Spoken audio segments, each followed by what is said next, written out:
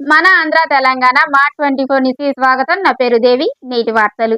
Bhimavaram యనముద్దూరు drainage పై 14 ఏళ్ల క్రితం నిర్మించిన 3 వంతెనలకు ఇప్పటికే అప్రోచ్ రోడ్డు లేకపోవడం వల్ల అవి నిరుపయోగంగా ఉన్నాయని రాష్ట్ర public account committee chairman Bhimavaram MLA Pulaparthi Ramanjaneyulu alias Anjibabu assembly సమావేశంలో పేర్కొన్నారు.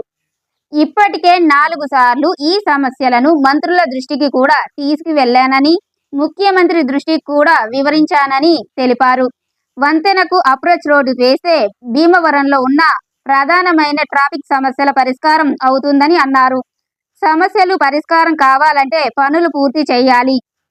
అప్రోచ్ రోడ్డు వేయడం ద్వారా ప్రజలకు పెద్ద మేలు జరుగుతుందని ఎమ్మెల్యే అంజిబాబు అన్నారు. యనముద్దూరు డ్రైన్ మీద 3 బ్రిడ్జిలు కట్టి 14 సంవత్సరాలైన అధ్యక్ష.